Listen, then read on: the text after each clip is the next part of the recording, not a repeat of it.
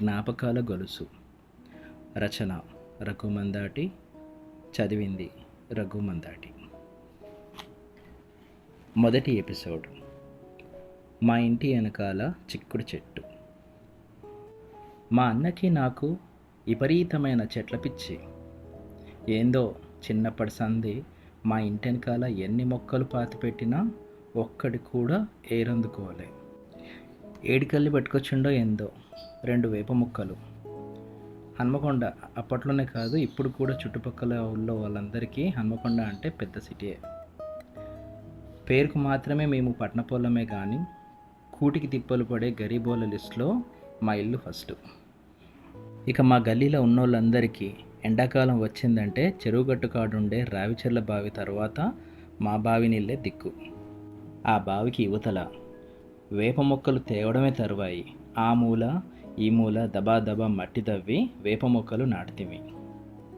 పొద్దున్నే లేచిన సంధి దుప్పటి కప్పేసుకునేంత వరకు ఎప్పుడు వీలైతే అప్పుడు చెంబుల కొద్ది నీళ్లు పోస్తుంటే, ఓ పొలగల్లారా మొక్కలు మురిగిపోతాయి బిడ్డ అని మా బాపమ్మ చెప్పినా కూడా వినకుండా పోయడంతో, ఆమె అన్నట్టుగానే ఓ మొక్క చనిపోవడంతో ఇక మేము జాగ్రత్త పడడం వెంటనే జరిగిపోయినాయి.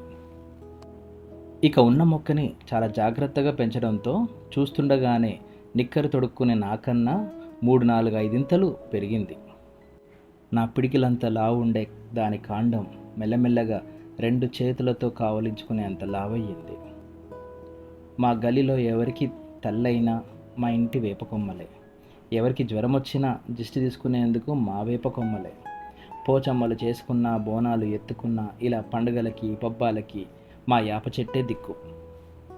గల్లీలలో ఉండే దర్వాజలన్నీ మామిడాకులతో పాటు ఆ కొస ఈ కొస వేలాడదీసే యాప కొమ్మలను చూపెడుతూ మా ఇంట్లో తెంపి ఇచ్చినవే అని గర్వంగా చెప్పుకుంటూనే మా దోస్తులతో.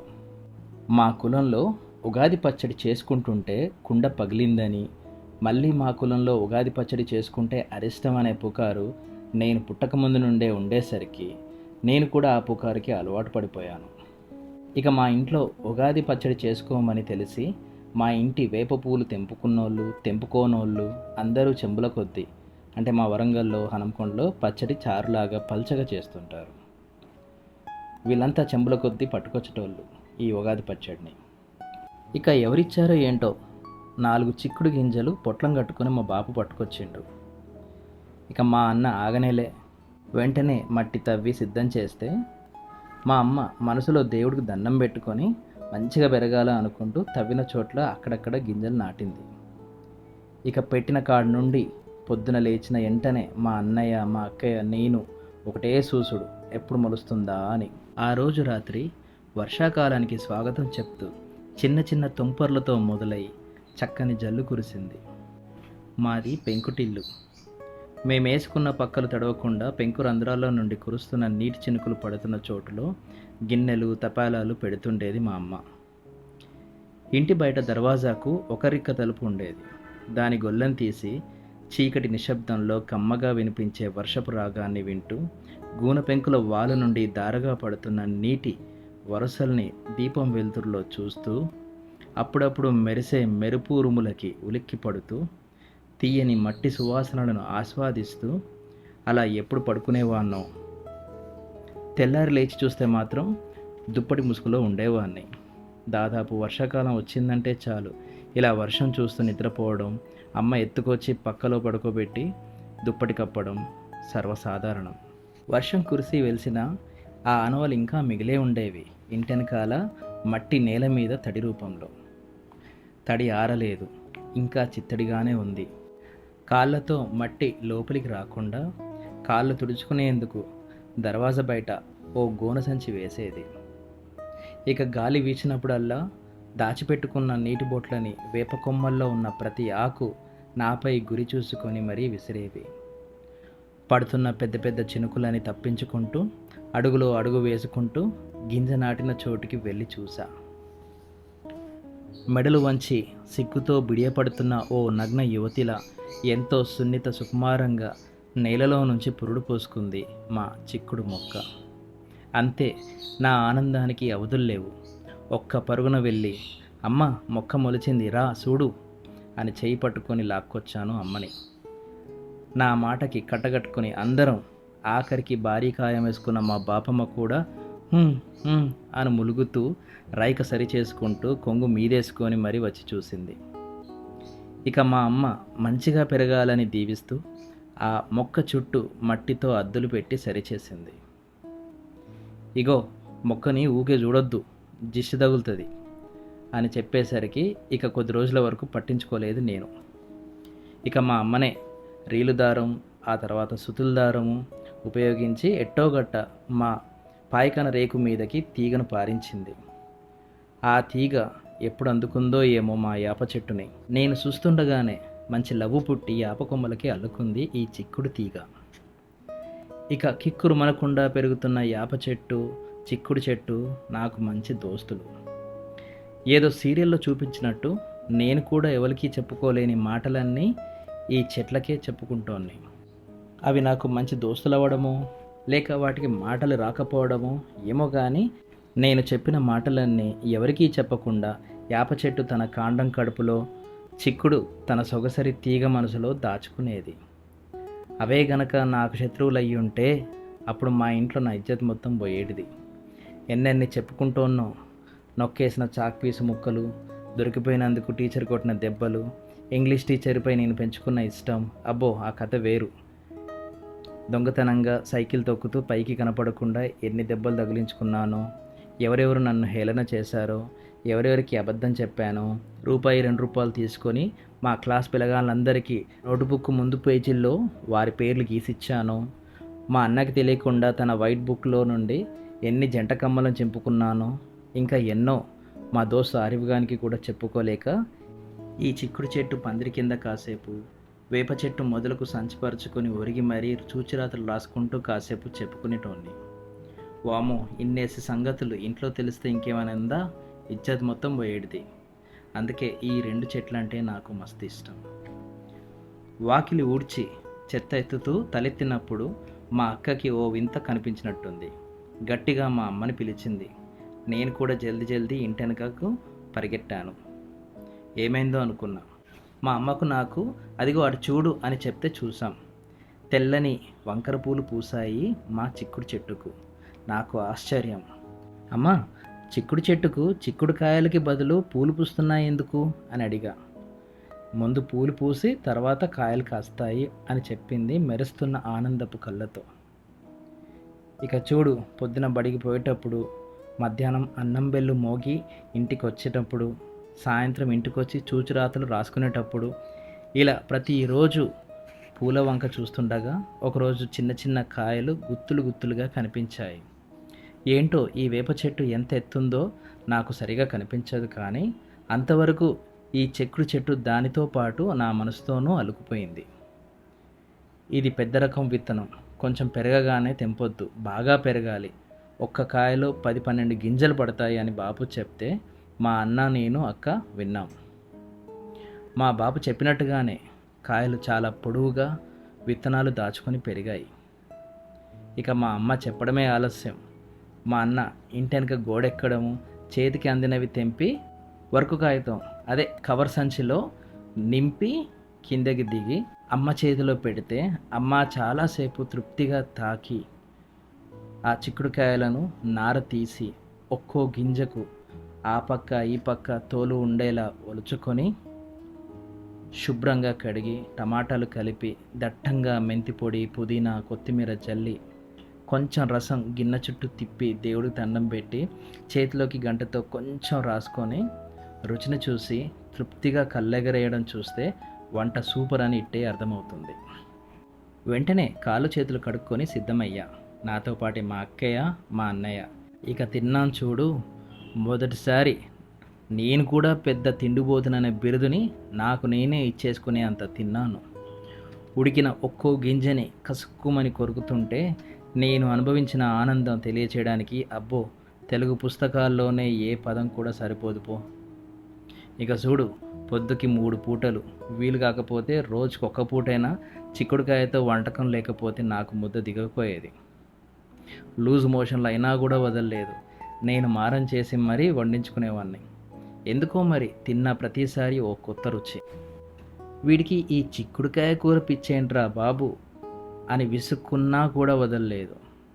కాయలు పండడం ఆగిపోయేంత వరకు నాకు రోజూ పండగే. ఇక గల్లీలలో ఉన్న వాళ్ళందరి కళ్ళు మన చిక్కుడు చెట్టు మీదనే అని అప్పుడప్పుడు దిష్టి తీస్తుండేది మా అమ్మ. ఆ చెట్ల ముందే మా నాన్న లొల్లి చేస్తోడు.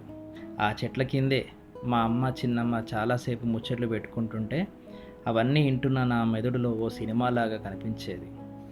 మా అమ్మకి చిన్నమ్మకి చదువు అంటే తెలియదు, కానీ మమ్మల్ని చదివించడం ముఖ్యమని మాత్రం బాగా తెలుసు. ఈ చెట్టు నీడ కిందే మా ముగ్గురు తాతలు, ఇద్దరు బాపమ్మలు కళ్ళు మూస్తే పడుకోబెట్టాం. ఈ వేప చెట్టు కిందే మేము, మాతో పాటు మా చిన్నమ్మ కొడుకులు, ఇద్దరు తమ్ముళ్ళతో కలిసి ఎన్నో ఆటలు ఆడుకున్నాం. ఎన్నో సంతోషాలని, ఎన్నో బాధల్ని మాతో పాటే పంచుకున్నాయి. మా అమ్మకి కాస్త దానగుణం ఎక్కువే. పిడికడు బియ్యం కూడా దానం చేయలేని మేము మా ఇంటికి వచ్చిన వారిని మాత్రం ఉత్త చేతులతో పోనివ్వదు. అడుక్కునేవారు ఎవరైనా వస్తే వారికి చిక్కుడుకాయలు తెంపించేది. ఏ 4-5 కాదు, ఏకంగా జోకితే అవి కిలోకి తక్కువ కాకుండా. ఇంటి చుట్టుపక్కల ఉన్నోళ్ళంతా మా చిక్కుడుకాయ గురించి తెగ చెప్పుకునేటోళ్ళు. ఎవరు చెప్పినా కూడా మా అమ్మ ₹1 తీసుకొని కాయని ఎవ్వరికీ అమ్మలేదు. మనం తిండి దానం చేస్తే మనకు తిండి దొరుకుతుంది అని తిండి లేక అలమటించి తమ పస్తులు ఉండి మా కడుపులు నింపిన తనకి తిండి విలువ బాగా తెలుసు. అడుక్కునేవారు ఎవరొచ్చినా కనీసం వారంలో ఒకరికైనా ఇద్దరికైనా భోజనం పెడుతుండేది. ఏమో, హైదరాబాద్ వచ్చిన కొత్తలో డబ్బులు లేకుండా గడిపిన రోజులు ఉన్నాయి, కానీ తిండి లేకుండా గడిపిన రోజు మాత్రం నాకు ఎదురుపడకపోవడం మా అమ్మ చేసుకున్న పుణ్యం వల్ల నాకు కలిగిన అదృష్టం అని ఖచ్చితంగా చెప్పగలను. మా అమ్మ చెప్తుండేది, తిండి లేకుండా చావడానికి మించిన దరిద్రపు చావు ఇంకొకటి ఉండదని. ఆ రకంగా మా అమ్మ మా చెట్టున పెరిగిన కాయలన్నీ మహేంద్ర షాపు కవర్ సంచిలో, అప్పట్లో నేను చూసిన మొట్టమొదటి పెద్ద కవర్ సంచి అదే. ఆ సంచిలో కుక్కి మరీ వీధిలో ఉండే అంజమ్మోళ్ళకి, శ్రీనోళ్ళకి, సాంబరాజోళ్ళకి, మీనయోళ్ళ ఇంటికి, అంకయ్యోళ్ళ ఇంటికి, ఓదలోళ్ళ ఇంటికి, బైర్షెట్టోళ్ళ ఇంటికి, బేబీ వాళ్ళకి, మసూద్ వాళ్ళకి, ఇంకా మా దోస్తు ఆరిఫ్ వాళ్ళకి నేను మా అన్న తీసుకుపోయి ఇచ్చేటోళ్ళం. ఇక మా అన్న అయితే పెద్ద సైకిల్ వేసుకొని ఏకంగా మా చుట్టపోళ్ళందరికీ కూడా తీసుకుపోయేటోడు. దీన్ని బట్టి ఊహించవచ్చు మా చెట్టుకి ఎన్ని కాయలో. కాయలన్నీ కేవలం మా అన్న చేతికి అందినంత వరకే, అందనివి ఇంకెన్ని అవుతాయో. నాకు భలే చిత్రం అనిపిస్తుండే, ఒక్క విత్తనం ఎంతమంది కడుపు నింపుతుందో అని. అది చూసినప్పటి నుండి మొక్కల మీద గౌరవం, చెట్ల మీద ప్రేమ పెరగడం మొదలయ్యింది. ఇక మా దోస్తులతో కలిసి ఎన్ని మొక్కలు నాటినానో లెక్కలేదు. రోజులు, సంవత్సరాలు మాతో ముడిపడిన ఈ 2 ప్రాణాలు మా కుటుంబంలో సభ్యుల మాకు అండదండని ఇవ్వసాగాయి. అనుకోకుండా ఓ రోజు ఏమైందో ఏమో, చిక్కుడు కొమ్మలు ఎండిపోవడం మొదలయ్యింది. అస్సలు అర్థం కాలేదు. ఇక మా అమ్మ పాటలు చూడాలి. శుభ్రం చేయడం, కొత్త మట్టి ఎత్తుకొచ్చిపోయడము, అంజమ్మోళ్ళ అత్తకు పూనకం వస్తే చెట్టు గురించి వాకాపు చేయడము, కుంకుమ పసుపుతో దండం పెట్టడం, ఇవన్నీ చూస్తుంటే నాకు కూడా గాబరా మొదలైంది. ఇక మా అన్న అయితే ఏకంగా చెట్ల డాక్టర్నే సైకిల్ మీద కూర్చోబెట్టుకొస్తే చెట్టు మొదట్లో 2 ఇంజక్షన్లు ఇచ్చి భరోసా ఇచ్చినా కూడా మా మనసు కుదురుగా లేదు. ఎవరు చెప్పారో ఏమో, చెట్టుకు రోగం వచ్చినట్టుంది, మొత్తం ఎండిపోకముందే మొదలు నరికేయమని. కానీ మాకు ఆ ధైర్యం రాలే. కొద్ది రోజుల తర్వాత దాదాపు సగం ఎండిపోయి మిగిలిన ఆకుల నుండి పురుగు రాలడం చూసి ఇక తప్పదన్నట్టుగా మాకు కట్టెలు కొట్టుకొచ్చే ముసలాయన వచ్చి కొడవలి తెచ్చి క్షణంలో మొదలు నరికేసి వెళ్ళిపోతుంటే నా గుండె నరికేసినంత బాధయింది. ఆ గాయం నుండి తేరుకోవడానికి చాలా రోజులే పట్టింది. కొద్ది రోజులకి ఎండిన చిక్కుడుకాయలు రాలిపడడం కనిపించింది. ఓ 2-3 వారాలు బాపు, అన్నయ్య ఇద్దరు దాదాపు వేప చెట్టు చివరి కొమ్మ వరకు గట్టిగా ఊపడంతో ఎండిన చిక్కుడుకాయలన్నీ కింద పడుతుంటే నేను మా అక్కయ్య బస్త సంచుల్లో నింపి, ఆ తర్వాత ఎండిన కాయలో నుండి గింజలను వేరు చేసి 2 పెద్ద పెద్ద క్యాన్ల నిండా వాటిని దాచి వారానికోసారి ఆ చిక్కుడు గింజల కూరని తృప్తిగా ఆస్వాదించాం. చిక్కుడు చెట్టు మొదట్లో పెద్ద రంధ్రం కనపడడం, అందులో ఓ పెద్ద ఎలుక వచ్చి వెళ్ళడం గమనించిన మా అన్న, ఎలుక చిక్కుడు వేరుని తినడం వల్లే చిక్కుడు చెట్టు చనిపోయిందని నిర్ణయించుకొని ఇంట్లో ఉన్న ఎలకలనన్నిటిని వెంటాడి వేటాడి ఇత్తడిత్తడి చేశాడు.